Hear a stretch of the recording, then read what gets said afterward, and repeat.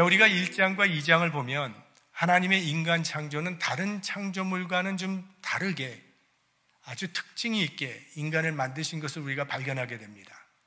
먼저 인간을 하나님의 형상대로 창조하셨습니다. 창세기 1장 27절 말씀에 하나님이 자기 형상, 곧 하나님의 형상대로 사람을 창조하시되 남자와 여자를 창조하시고, 이렇게 되어 있습니다. 인간은 하나님의 형상대로 지음을 받았기 때문에 하나님과 닮은 모습이 많다는 겁니다. 하나님은 사랑이십니다. 그래서 우리 마음에도 사랑이 있는 겁니다. 하나님은 진리십니다. 그래서 우리는 진리를 갈망하는 것입니다.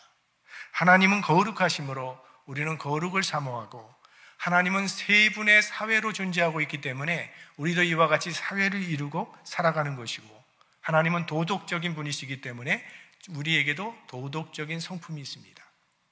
동물들에게는 진리를 추구하거나 거룩을 추구하거나 악을 미워하고 선을 사랑하는 그러한 성품, 도덕적인 성품이 없다는 겁니다.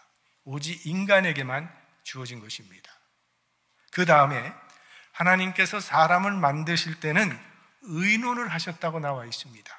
창세기 1장 26절 말씀, 하나님이 가라사대 우리의 형상을 따라 우리의 모양대로 우리가 사람을 만들고, 다른 창조물들은 의논하셨다는 이야기가 없습니다. 그저 하나님이 가라사대로 되어 있는데 인간을 만드실 때만은 삼위일체 하나님께서 의논하셨다고 기록되어 있습니다. 그만큼 인간은 심혈을 기울여서 만드셨다는 그런 뜻입니다. 그 다음에 인간에게는 하나님께서 생기를 불어넣어 주셨습니다. 창세기 2장 7절, 여호와 하나님이 흙으로 사람을 지으시고 생기를 그 코에 불어넣으시니 사람이 생명이 된지라. 다른 창조는 말씀으로만 하셨는데 사람을 만드실 때는 사람이 있으라 하신 것이 아니라 하나님께서 직접 손으로 빚으셨다는 겁니다. 그리고 그 코에 직접 생기를 불어넣어 주셨다는 거예요. 그래서 하나님과 교제할 수 있는 영적 존재로 만드신 것입니다. 이것이 인간됨의 가치이죠. 그리고 인간에게는 고독하지 않도록 가정을 주셨습니다. 창세기 2장 18절 말씀, 여호와 하나님이 가라사대 사람의 독초하는 것이 좋지 못하니 내가 그를 위하여 돕는 배필을 지으리라 하시니라. 남자와 여자가 함께 있도록 정신적인 세계를 주셨다는 겁니다.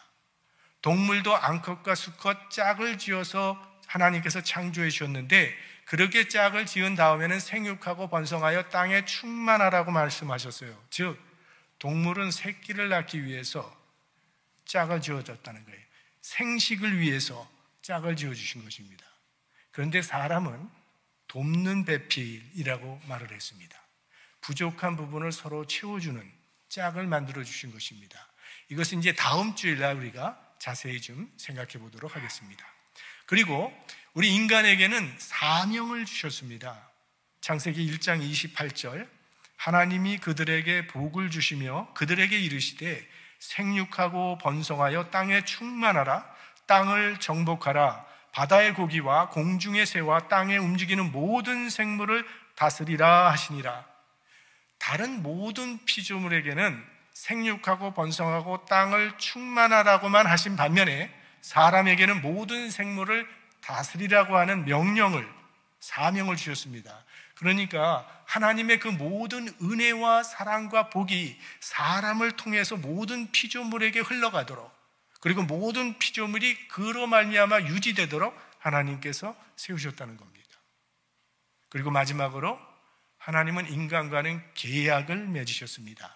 그것이 선악과입니다. 하나님께서는 오직 인간하고만 계약을 맺으셨어요. 계약에는 쌍방이 존재해야 됩니다. 그러니까 하나님께서 우리 인간을 파트너로 대우를 하신다는 것입니다. 인간이 얼마나 가치가 있고 얼마나 존엄한 존재인지를 이 하나님의 인간 창조를부터 우리는 배울 수가 있죠. 자, 오늘 본문을 살펴보면 하나님께서 흙으로 사람을 지으셨다 이렇게 말씀합니다. 2장 7절 말씀을 다시 보면 여호와 하나님이 흙으로 사람을 지으시고 생기를 그 코에 불어넣으시니 사람이 생명이 된지라라고 했어요. 여기 사람이라고 하는 단어가 히브리 말로 아담입니다. 그리고 이 아담이라고 하는 단어는 흙과 어근이 같은 단어입니다. 즉 흙으로부터 온 존재라는 그런 뜻이죠. 근데 하나님의 인간 창조의 순서를 보시면 먼저 하나님께서 흙을 빚어서 인간의 몸을 만드셨다 그랬어요. 그러니까 사람의 몸과 뼈와 장기를 하나님께서 먼저 만드셨습니다. 그러나 그 안에 생명은 없었습니다. 이제 각 기관들이 그 기능을 하도록 심장이 뛰고 혈액이 순환되도록 생명이 부여되는 일만 남아 있습니다. 짐승들은 있으라 하심에 있었는데 하나님이 인간에게는 그렇게 하지 아니하시고 직접 코에다가 하나님의 생기를 불어넣어 주심으로 생명체가 되게 하셨습니다. 하나님의 생기가 들어가기 전까지는 사람은 그냥 흙덩어리였다는 겁니다. 다른 짐승과 별반 다를 바가 없는 흙덩어리였는데 하나님의 생기가 들어가니까 비로소 숨을 쉬며 움직이는 생명체가 된 것입니다. 그러니까 영혼이, 하나님의 생기가 육체에 생명을 부여했다는 거죠. 이것이 하나님이 만드신 질서입니다. 하나님의 질서는 우리의 영이 육을 지배하는 것입니다. 영에 따라서 육이 움직이는 것이 하나님의 뜻이고 그 뜻대로 영의 지배를 받으면 우리는 인간다운 삶을 살아갈 수 있는 겁니다. 하지만 육이 지배를 하기 시작하면 짐승들과 별 다를 바 없는, 어떻게 볼 때는 짐승보다도 못한 삶을 살아갈 수도 있게 되는 거죠. 그래서 우리 인간에게는 육체라고 하는 물질적인 요소와 영혼이라고 하는 영적인 비물질적인 요소로 구성이 되어 있습니다. 그래서 인간은 천사와 동물 중간에 있는 존재다라는 말을 하지 않습니까? 왜? 우리 인간은 육과 영이 함께 있기 때문에. 우리는 육체가 있기 때문에 일용할 양식이 필요하고 의식주가 필요하고 물질이 필요하고 휴식이 필요한 그런 존재입니다. 그러나 인간은 그런 모든 것이 주어진다 할지라도 절대 만족할 수 없습니다. 왜? 인간은 단순한 물질적 존재가 아니기 때문입니다. 인간은 영혼이 있기 때문에 영의 양식이 필요합니다. 그래서 이렇게 예배를 통해서 영이신 하나님과 교제하며 하나님과 일치감, 연합을 이루어질 때 진정한 만족을 얻을 수 있습니다. 그러니까 우리 몸은 영을 담는 그릇과 같은 것이죠. 그리고 이 그릇이라고 하는 것은 무엇을 담느냐에 따라 가치가 달라지는 겁니다. 김치를 담으면 김치단지 되는 거고요. 보석을 담으면 보석단지가 되는 거고요. 오강이 될 수도 있는 겁니다. 인간의 가치는 우리 속에 하나님의 영과 하나님의 형상을 담아 주셨다는데 우리 인간의 가치가 있는 겁니다. 자, 그런데 하나님께서 사람을 흙으로 만드셨다고 하는데 왜 하필 흙으로 만드셨을까요? 흙 외에도 이 세상에는 온갖 좋은 또 비싼 재료가 얼마든지 있지 않습니까? 아니, 금으로 만들면 얼마나 멋있겠어요. 다이아몬드로도 만들 수 있고, 요즘에 뭐 타이타늄 얘기를 많이 하는데 타이타늄으로 만들 수도 있고, 좋고 비싼 재료들이 얼마든지 있는데 하나님께서는 가장 흔하고 가장 값싼 흙으로 사람을 지어주셨습니다. 흙은 어디나 찾을 수 있는 거죠. 우리가 늘 밟고 다니는 것이 흙입니다. 그래서 어떤 과학자가요, 사람 몸의 가치를 돈으로 좀 환산을 해봤더니 한 20브러치도 안 되더라, 이렇게 얘기를 했어요. 근데 거기다 우리는 향수 뿌려주고 비싼 옷 입혀주고 보톡스 주사도 맞으면서 투자하고 있는 거예요. 그러면서 내 이 흙 색깔 좀 보라고, 색깔 좋지 않느냐고, 좀 만져보라고, 얼마나 내 흙이 부드러우냐고, 이러면서 자랑한다는 거죠. 또 우리 몸은 흙으로 만들어졌기 때문에 잘 깨지고 잘 부서집니다. 아니, 지금 강철처럼 단단한 물질로 만들었다면 골다공증 같은 거 걱정하지 않고 얼마나 좋았겠어요. 근데 왜 흙으로 만드셨는가 하는 것입니다. 하나님을 의지하고 살라는 뜻일 것입니다. 피조물의 한계를 분명히 인식하며 살라는 것이죠. 문명이 아무리 발달을 해도 인생은 흙일 뿐이라는 것을 기억하게 하시는 것입니다. 한때 인류는 이 계몽주의 운동에 아주 기뻐하며 소리를 쳤죠.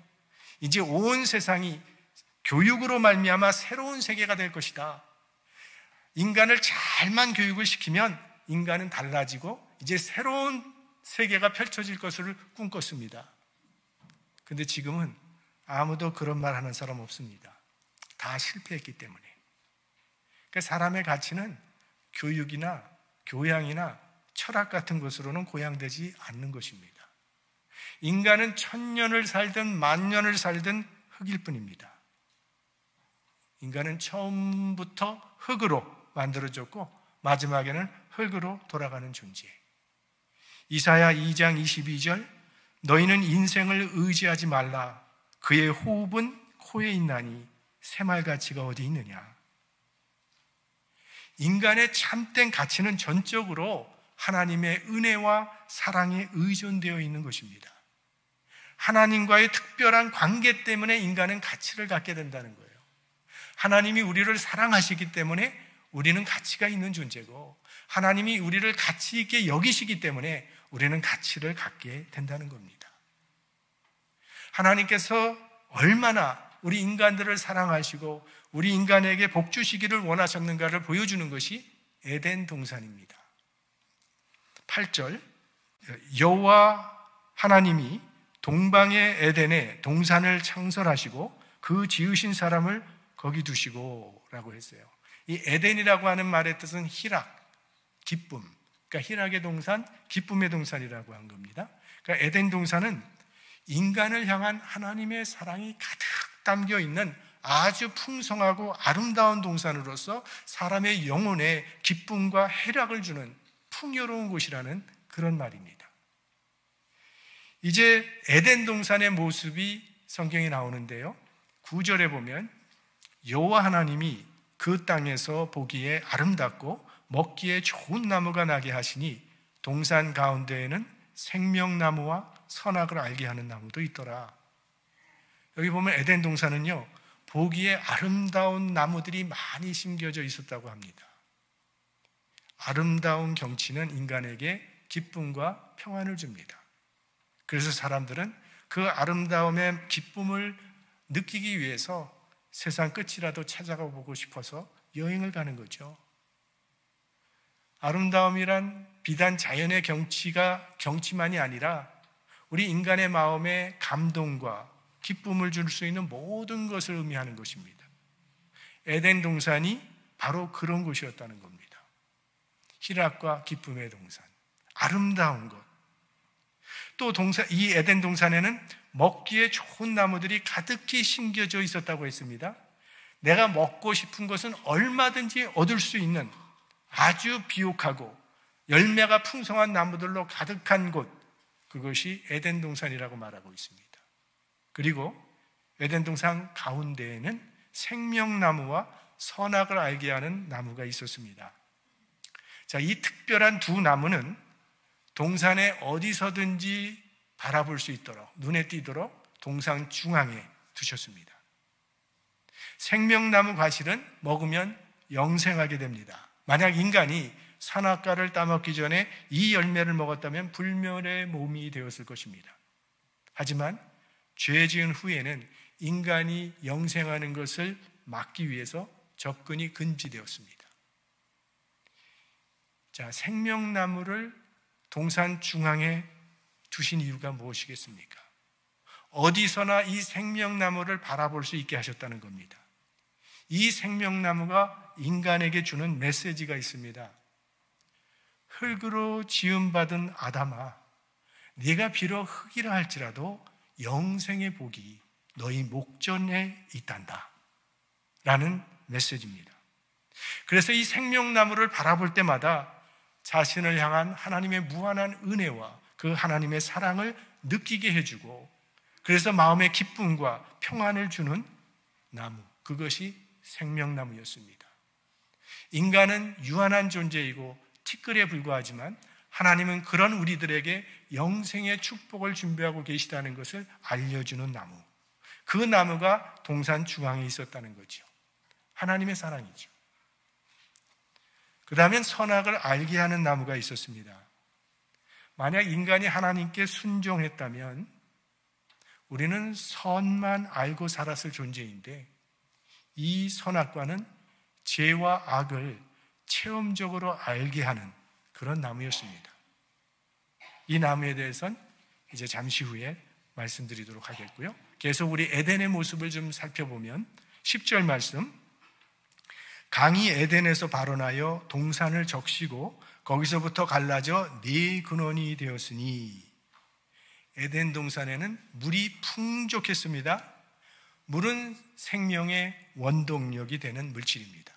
그래서 인간의 문화와 인간의 문명은 물질기를 따라 번영을 했고, 또 동물들도 이 물이 있는 곳에 서식할 수 있도록 그렇게 되어 있습니다. 근데 여기 보면 4개의 강이 에덴에서부터 시작해서 흘렀다고 했습니다. 그러니까 하나님께서 에덴 동산에 4개의 물줄기를 두셨다는 것은 인간이 살아갈 수 있는 근원을 4갈래로 동서남북 어디든지 살 수 있도록 그렇게 마련해 주셨다는 그런 말일 것입니다. 그러니까 우리 인간의 행복을 위한 모든 조건이 완벽하게 준비되어 있는 곳, 그것이 에덴 동산입니다. 15절 말씀, 여호와 하나님이 그 사람을 이끌어 에덴 동산에 두사 그것을 다스리며 지키게 하시고, 그 아름다운 동산, 에덴 동산에 하나님께서 친히 인간을 이끌었다고 했어요. 그리고 거기에 두셨다는 겁니다. 두셨을 뿐만이 아니라 그 인간에게 사명을 주셨습니다. 에덴을 누리라고만 하신 것이 아니라 다스리고 지키는 사명을 주셨다는 거예요. 그러니까 하나님은 인간을 하나님의 창조물을 다스리는 관리인으로 세우셨다는 겁니다. 우리 인간은 지구의 관리자입니다. 이것이 인간과 자연과의 성경적인 관계입니다. 인간은 자연을 돌보고 관리하는 관리인. 그래서 기독교는 하나님께서 만드신 이 자연을 해치는 것도 죄로 규정하는 것입니다. 어떤 사람은 이 물건 빌려주면 아주 잘 곱게 사용하다가 다시 돌려주는 분이 있는가 하면 그렇지 않은 분들도 있죠. 제 친구가요, 중학교 때 크리스마스 때 부모로부터 기타를 선물을 받았습니다. 음악을 좋아하고 기타에 관심이 있으니까 이제 기타 치라고 그 부모님이 크리스마스 선물로 줬어요. 그러니 얼마나 좋겠어요. 애지중지 이렇게 잘 간수하고 있었는데, 하루는 선배가 기타를 좀 빌려달라 그랬다는 거예요.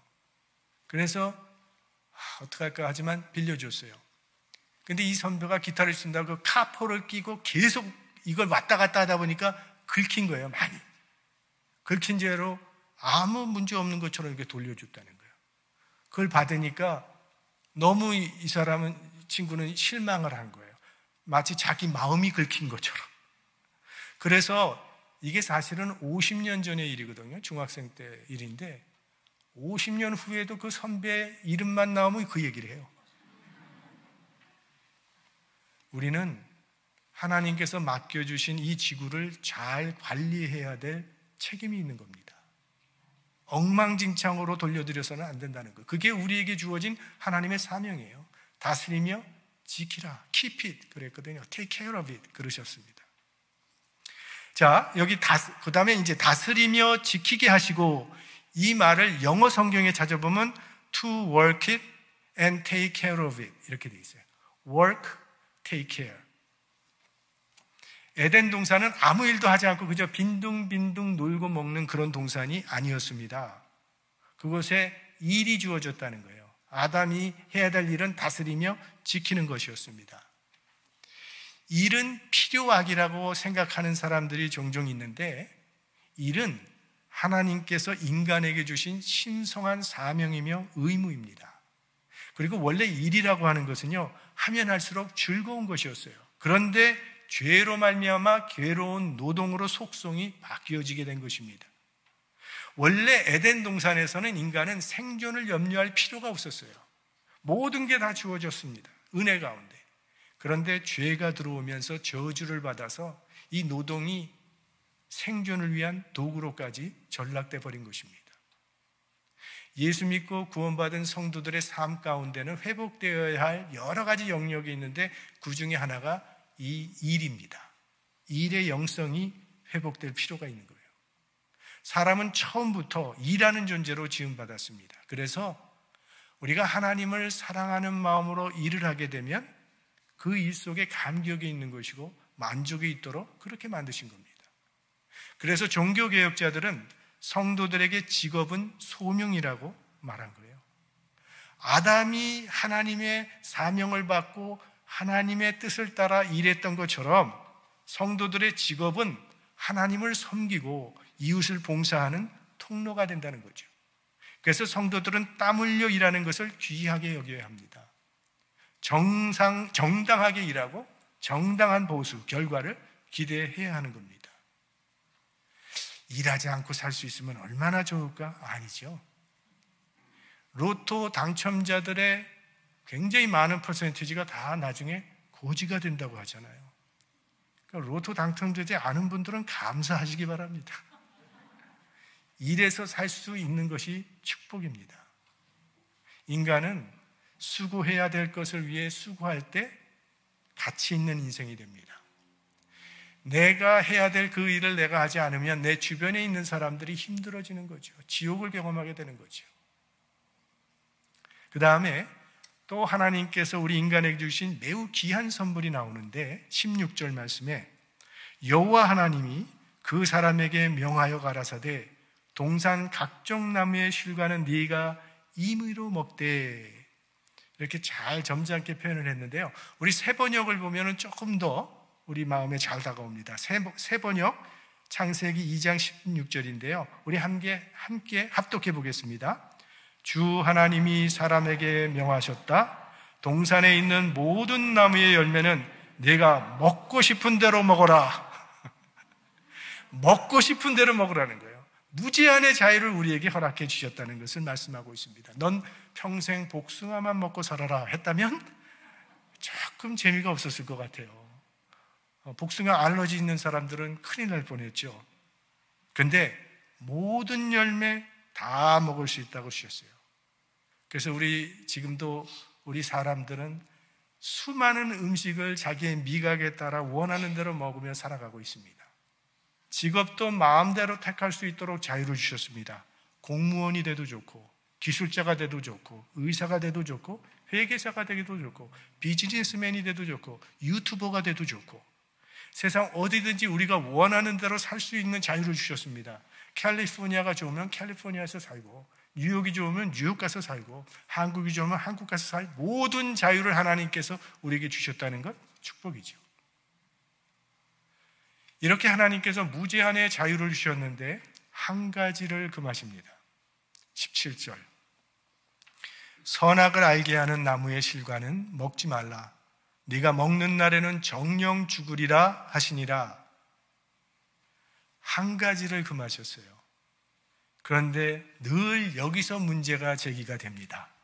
아니, 하나님께서 선악과만 만들지 않으셨다면 에덴 동산은 지금도 현재 진행형으로 진행될 것이고 영원히 해피 엔딩으로 끝날 텐데 왜 하나님께서 선악과를 거기에 만들어 주셔서 우리를 이렇게 괴롭게 하시는 것입니까? 이게 항상 나오는 질문입니다. 하나님께서 선악과를 만드신 이유가 있습니다. 그 중에 하나는 하나님과 인간의 근본적인 차이를 깨닫게 해주시기 위함입니다. 하나님은 창조주시고 인간은 피조물이라는 것을 분명하게 보여주는 표시, 그것이 선악과예요. 아, 나는 하나님이 아니구나. 나는 인생이구나. 나는 흙이고 티끌이구나 하는 것을 각인시켜주는 나무, 그것이 선악을 알게 하는 나무입니다. 하나님께서 그 나무를 동산 중앙에 두셨다고 했어요. 어디서든지 보이도록 하셨다는 겁니다. 그래서 아담이 돌아다니면서 사과도 따먹고 감도 따먹고 수박도 따먹으면서 동물들과 함께 지내고 동물들을 다스리면서 한껏 자기의 인생을 즐기다가 동산 중앙에 있는 그 나무를 볼 때 이 모든 것들이 하나님으로부터 온 선물이라는 것을 다시 깨닫게 하셨다는 거예요. 그래서 나는 그분의 피조물이고 나는 그분의 말씀대로 살아야 할 존재라는 것을 깨닫게 해주는 것입니다. 바로 그것이 창조주이신 하나님과 피조물인 사람 사이에 있어야 할 바람직한 관계라는 것을 깨닫게 해주는 것이 선악과입니다.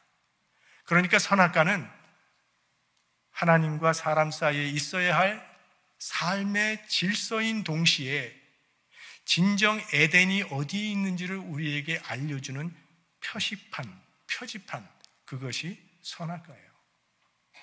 에덴 동산을 에덴 동산 되게 하는 것은 열매가 풍족하기 때문이 아니라, 물이 풍족하기 때문이 아니라, 열매가 풍성하기 때문이 아니라 하나님과 인간 사이의 바른 관계가 이루어지는 그곳이 바로 에덴 동산이라는 것을 알려주는 나무, 그것이 선악과입니다. 뱀이 어떻게 인간을 유혹했는가를 보면 그 뜻을 알 수 있죠. 뱀이 어떻게 인간을 유혹했습니까? 이거 따먹어. 하나님 같이 될 거야. 하나님을 부정하라는 겁니다. 네가 하나님이 되면 될 거 아니냐.